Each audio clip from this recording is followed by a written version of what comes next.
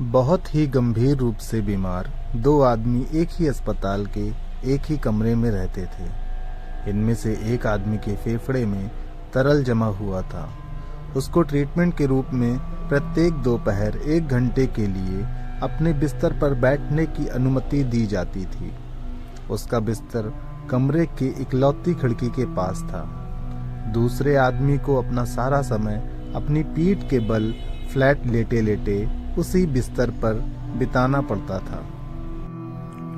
ये दोनों व्यक्ति जो अब कई समय से एक साथ थे, उनमें गहरी दोस्ती हो गई थी। उन्होंने अब आपस में घंटों तक बातें करना शुरू कर दी। उन्होंने अपनी पत्नियों, अपने परिवारों, अपने घरों, अपनी नौकरी, सेना की सेवा में अपने बिताए जीवन के बारे में बातें की। उन्होंने बातें की कि वे कहाँ कहाँ घूमे हैं और जीवन में क्या क्या हासिल किया है।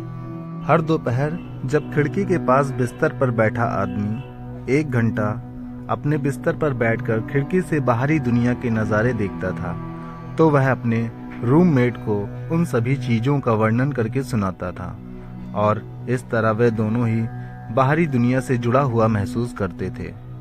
दूसरे बिस्तर पर बैठा आदमी जो चाहकर भी हिल-डुल नहीं सकता था, वो अब उस 1 घंटे की अवधि के लिए अपने आप को जीवित महसूस करने लगा। इसी 1 घंटे के दौरान उसकी अस्पताल की बेबस दुनिया बाहर की दुनिया की सभी गतिविधियों और रंगों से विस्तृत और जीवंत हो जाया करती।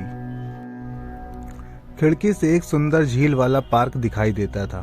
बत्तख और हंस पानी पर खेलते थे, जबकि बच्चे अपने खिलौने वाली नावों को चलाते थे। रंग बिरंगे फूलों के बीच युवा प्रेमी हाथों में हाथ डाले चलते थे और दूर से शहर के क्षितिज का एक अच्छा दृश्य देखा जा सकता था। जैसे ही खिड़की के पास वाले आदमी ने यह सब विस्तार से बताया, कमरे के दूसरी तरफ का आदमी अपनी आंखें बंद कर लेता और सुरमय दृश्य की मन ही मन कल्पना करता। एक दिन दोपहर को खिड़की के पास वाले आदमी ने वहां से गुजरने वाली परेड का वर्णन किया। हालांकि दूसरे आदमी को किसी तरह की कोई ध्वनि या बैंड की आवाज नहीं सुनाई दे रही थी, फिर भी जैसा उसका वर्णन खिड़की के पास वाले आदमी द्वारा किया जा रहा था, दूसरा आदमी इसे आंखें बंद कर देख सकता था, अपनी कल्पना में, अपनी मन की आंखों से। कई दिन और सप्ताह बीत गए। एक दिन सुबह नर्स स्नान के लिए पानी लेकर आई। तब उसने खिड़की के पास वाले आदमी के निर्जीव शरीर को देखा, जो उस दिन नींद में ही शांति से मर गया था। वह दुखी हुई और शव को ले जाने के लिए अस्पताल के परिचारकों को बुलाया। अपने इस मुश्किल सफर का एकमात्र हमसफर के जाने से पहले से अधमरे शरीर वाला दूसरा आदमी जैसे मन से भी अधमरा सा हो गया था। कुछ दिन बड़ी पीड़ा और बोरियत में बिताने के बाद उचित समय देखकर आदमी ने नर्स को उसके पहले आदमी के बेड यानी खिड़की के पास वाले बेड पर शिफ्ट करने के लिए कहा। नर्स को इस बात पर कोई ऐतराज नहीं था। उसे शिफ्ट करके और यह सुनिश्चित करने के बाद कि वह सहज है, नर्स ने उसे अकेला छोड़ दिया।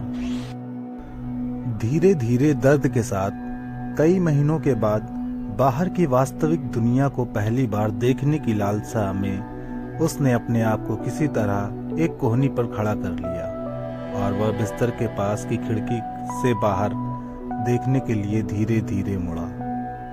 उसके आश्चर्य का ठिकाना न रहा जब उसने खिड़की के बाहर एक ऊंची दीवार को देखा, जिसके पार कुछ भी देख पाना असंभव था। वो सोचता रहा पर कुछ भी समझ न पाया। तब उस आदमी ने नर्स से पूछा कि उसका मृतक रूममेट कैसे इस बड़ी दीवार के बावजूद खिड़की के बाहर ऐसी अद्भुत चीजों का वर्णन किया करता था। नर्स ने जवाब दिया कि वह आदमी अंधा था और दीवार भी नहीं देख सकता था। नर्स ने कहा, शायद वह सिर्फ आपको प्रोत्साहित करना चाहता था। तो दोस्तों, लोग कहते हैं कि प्यार एक नजर में भी होता है, लेकिन मैं कहता हूं कि सच्ची दोस्ती के लिए उस एक नजर की भी जरूरत नहीं है।